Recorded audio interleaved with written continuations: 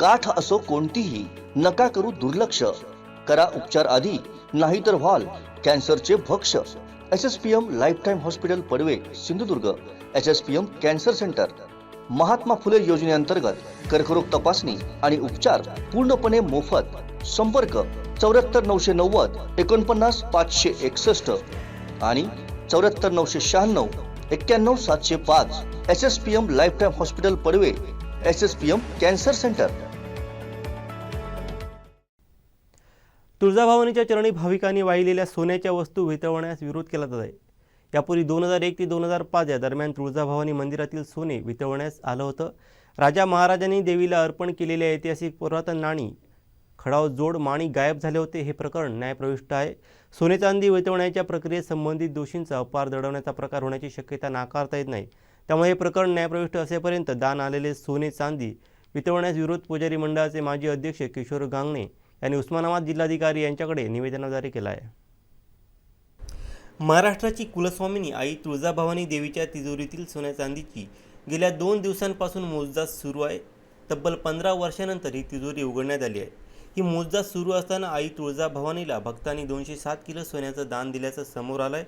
तसेच तिजोरीत 354 हिरेसुद्धा आढळून आले आहेत. या 207 किलो सोन्याची किंमत अंदाजे 65 कोटी रुपये आहे. तर 354 हिऱ्यांची किंमत अंदाजे 20 लाख रुपये इतकी आहे. देवीला एवढ्या मोठ्या प्रमाणात हिरे दान येण्याची ही पहिलीच वेळ आहे. तर दान आलेल्या चांदीची मोजदाद करायची अजून बाकी आहे. तुळजाभवानी मंदिरातील सोन्या चांदीच्या ऐवजाची मोजदाद दररोज सकाळी 10 ते संध्याकाळी 6 या वेळेस सुरू असणार आहे. पुढील 25 दिवस मोजदाद सुरू असणार आहे. तुळजाभवानीच्या चरणी भाविकांनी वाहिलेल्या सोन्याच्या वस्तू वितळवण्यास विरोध केला जात आहे. यापूर्वी 2001 ते 2005 या दरम्यान तुळजाभवानी मंदिरातील सोनं वितळवण्यात आलं होतं. तुळजाभवानीच्या खजिना जमादारखान्यातील अतिप्राचीन ऐतिहासिक सोन्या चांदीच्या वस्तू, मौल्यवान अलंकार, प्राचीन नाणी यांचा अपार झाला होता. राजा महाराजांनी देवीला अर्पण केलेले ऐतिहासिक पुरातन 71 नाणी, 2 खडाव जोड माणिक गायब झाले होते. हे प्रकरण न्यायप्रविष्ट आहे. सोने चांदी वितळवण्याच्या प्रक्रियेत संबंधित दोषीचा अपार दडपण्याचा प्रकार होण्याची शक्यता नाकारता येत नाही. त्यामुळे हे प्रकरण न्यायप्रविष्ट असेपर्यंत दान आलेले सोने चांदी वितळवण्यास विरोध पुजारी मंडळाचे माजी अध्यक्ष किशोर गंगणे यांनी उस्मानाबाद जिल्हाधिकारी यांच्याकडे निवेदनाद्वारे केला आहे.